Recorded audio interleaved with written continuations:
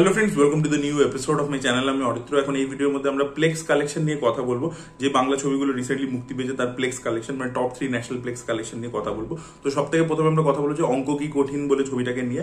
তো এই ছবিটা কিন্তু ফার্স্ট উইকে 5 লাখ টাকা কালেকশন করছে। খুব লিমিটেড রিলিজ ছিল, নন্দন, রাধা স্টুডিও আর এছাড়া কিছু মাল্টিপ্লেক্স ছিল। তো সেই তুলনায় আর কি ভালোই করছে। তো ওটা ওয়ার্ড অফ মাউথ কিন্তু স্প্রেড করেছে। নন্দনে রেগুলারলি ছবিটা হাউসফুল যাচ্ছে।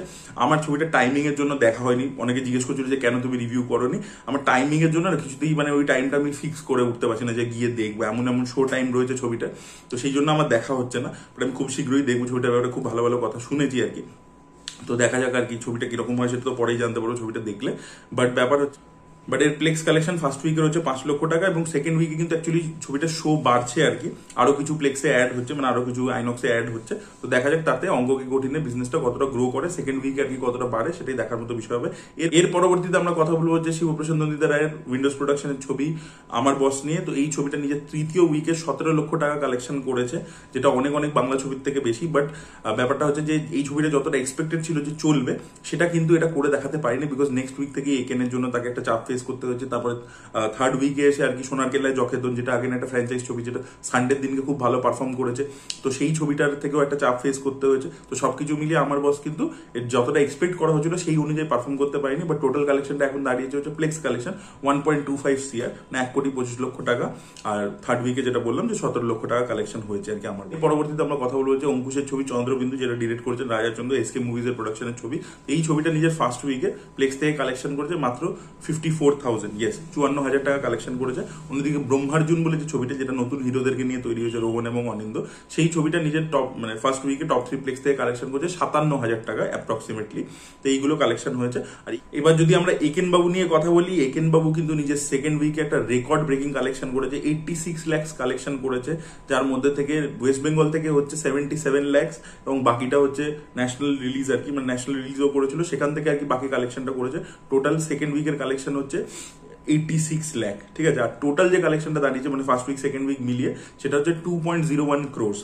তো 2 সপ্তাহের মধ্যে 2 কোটি টাকা জাস্ট প্লেক্স থেকে পেরিয়েছে। আর এছাড়াও কিন্তু অনেক সিঙ্গেল স্ক্রিনেও চলেছে ছবিটা, যেমন ধরুন স্টার আছে, প্রিয়া রয়েছে, নবীনা রয়েছে, এরকম প্রচুর জায়গায় চলেছে। তো সেই কালেকশনগুলো অ্যাড করলে কিন্তু একেনবাবু কিন্তু বিশাল বড় একটা কালেকশন করে দেখিয়ে দিয়েছে।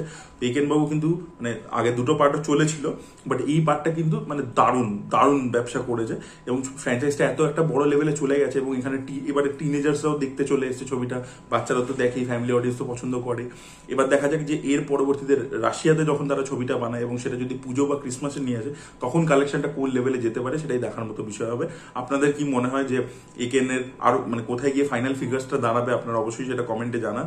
এবং আপনাদের কি মনে হয় একেন এর পরেও নেক্সট লেভেলে একটা ফ্র্যাঞ্চাইজি যেতে পারে? সেটাই আপনাদের কি মতামত অবশ্যই কমেন্টে জানান। সোনার কেল্লায় জখেদনের ব্যাপারে যদি কথা বলি, ছবিটা স্টার্ট করেছিল খুব একটা যে আহামরি সেরকম নয়। ফ্রাইডে স্যাটারডে ঠিকঠাক ছিল, মানে খুবই মানে ফ্র্যাঞ্চাইজ হিসাবে আর কি খুব যে দারুণ পারফর্ম করছিল সেটা বলতে পারবো না। বাট সানডে কিন্তু যেহেতু জামাই ষষ্ঠী ছিল, ওই দিনকে বাংলা ছবি এমনিই চলে চিরকাল, এবং যেহেতু রবিবার, এই দুটো একসাথে যেহেতু পড়ে গেছে, তো সবকিছু মিলিয়ে সেই দিনকে কিন্তু পারফরমেন্স খুবই ভালো ছিল।